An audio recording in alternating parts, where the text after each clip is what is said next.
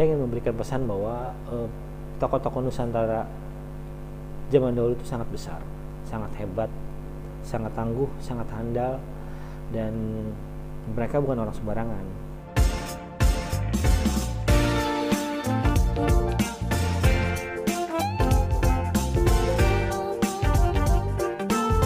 Halo guys, balik lagi bersama gue di Trio Om Channel.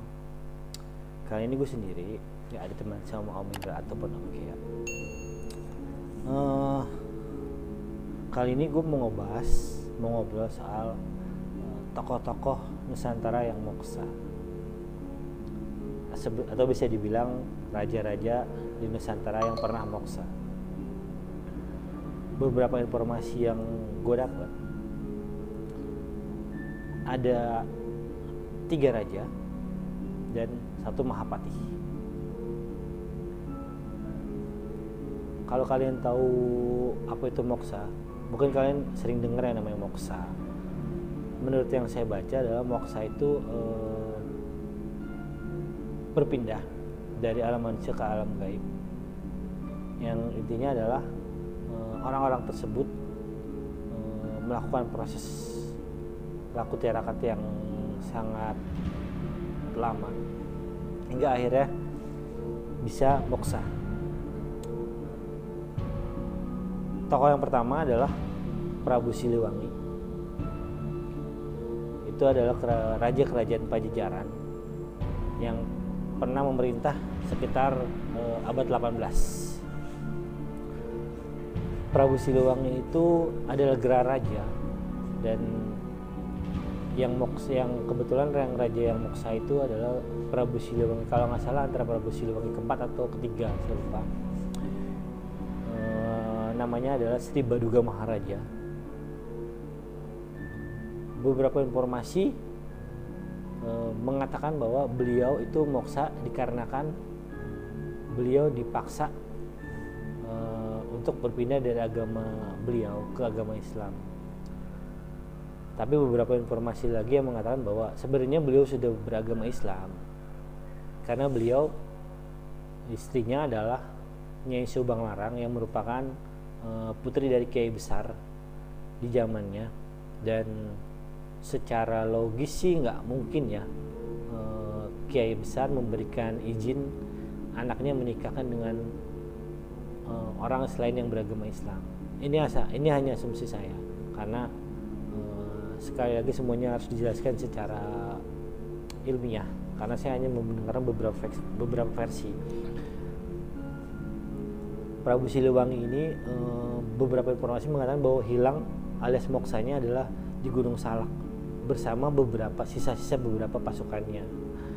Kalau kalian pernah mendengar kisah Prabu Siliwangi melawan Kian Santang,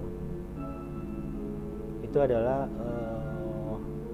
saat Prabu Siliwangi adu tanding dengan anaknya sendiri, Kian Santang, karena memang anaknya menginginkan bahwa ayahnya untuk masuk Islam. Beliau tetap bersikukuh bahwa beliau akan tetap menganut agama beliau sampai beliau wafat. Nah, karena Prabu Siliwangi tidak ingin bertarung dengan anaknya, lalu beliau akhirnya melakukan yang namanya bukan melarikan diri sih sebenarnya. Jadi beliau menghindari pertarungan dengan berkunjung ke Gunung Salak, dan akhirnya beliau hilang di situ. Ada beberapa pengikutnya juga yang hilang, dan beliau sebelum hilang beliau pernah berpesan bahwa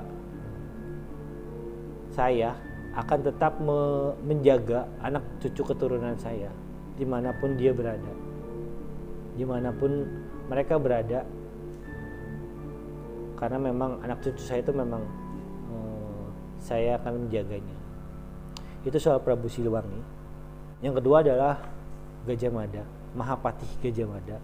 Beliau adalah Mahapati yang terbesar, yang tertangguh, yang terkuat di zaman kerajaan Majapahit. Beliau menjadi Mahapati pada zaman Ratu Tribuana Tunggaldewi, satu-satunya raja perempuan yang ada di Majapahit saat itu. Singkat cerita, ketika Ratu Tribhuwana Tunggal Dewi melewati kawasan istana, ada seorang prajurit yang bernama Gajah Mada mengatakan beliau bersumpah beliau tidak akan berhenti berpuasa sampai Nusantara berhasil disatukan oleh kerajaan Majapahit. Dan saat itu Ratu Tribhuwana Tunggal Dewi mengiyakan dengan istilahnya mengatakan, kalau dalam bahasa kita sekarang mengatakan amin, mendoakan, dan ternyata memang beliau menjadi Pahapati terbesar sampai saatnya Majapahit itu runtuh. Beliau bukan hilang. Beliau itu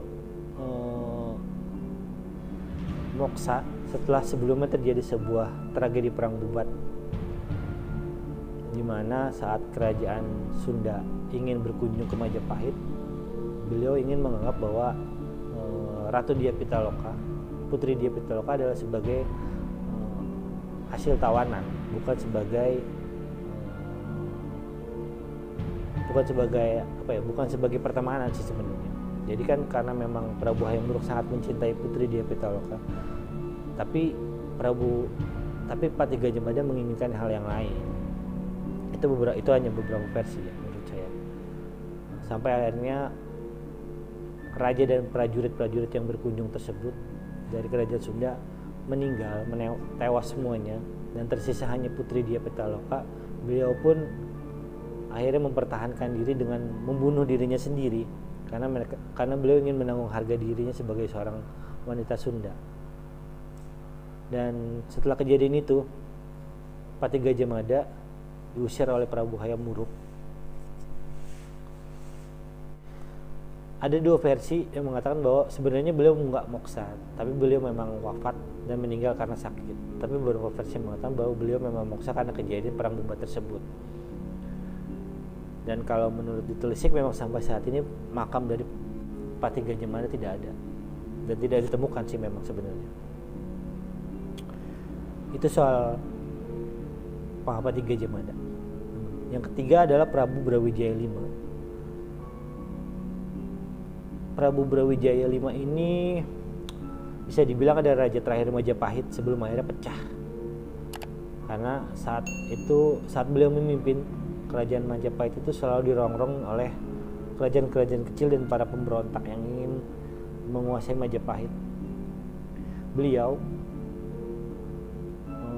Beberapa kisah tentang beliau adalah beliau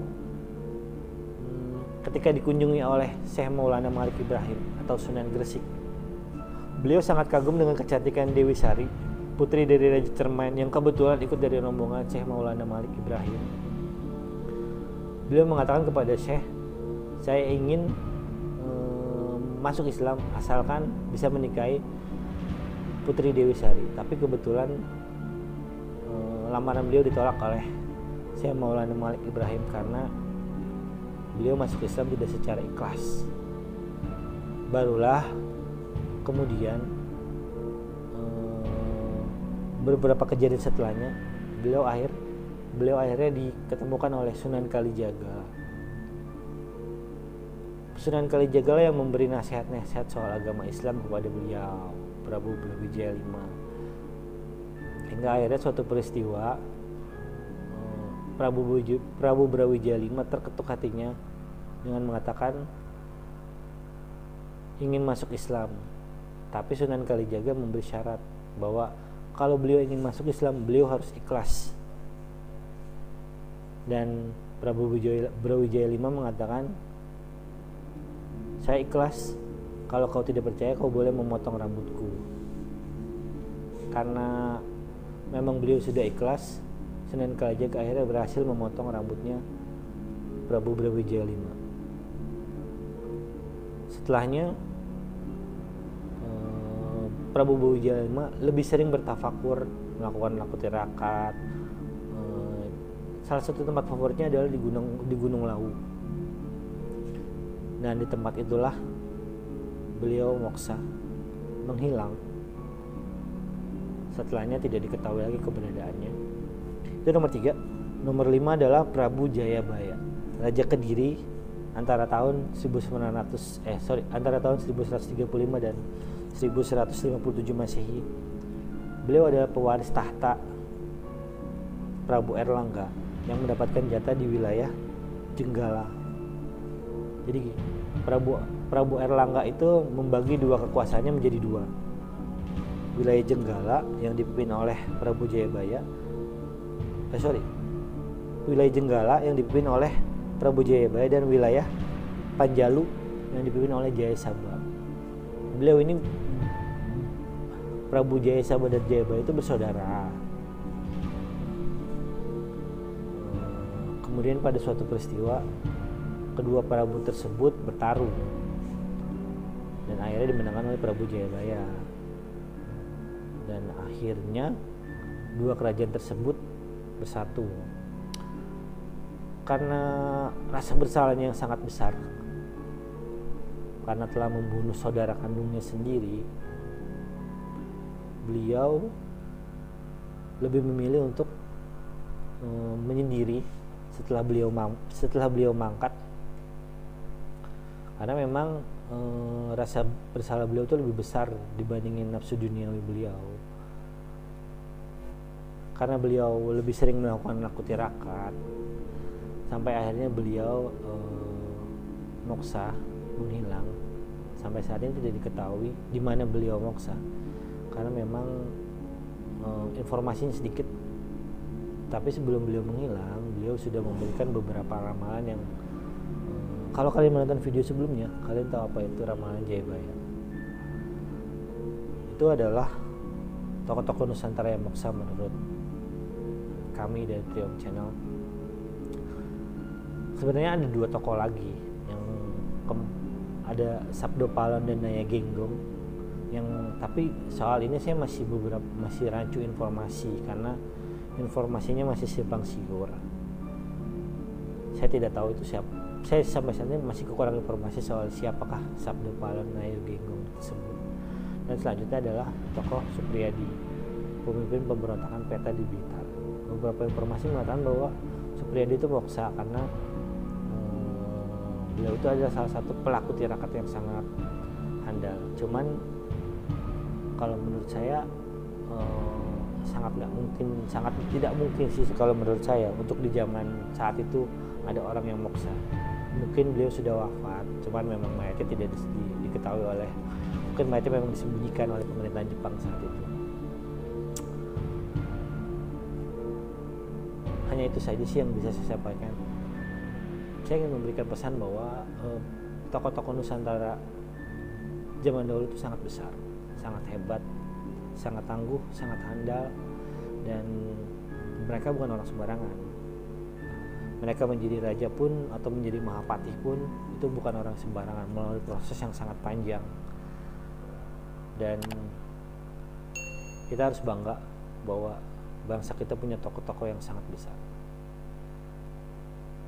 Oke, itu aja dari kita. Itu aja dari kami. Sampai jumpa lagi di Triom Channel. Om.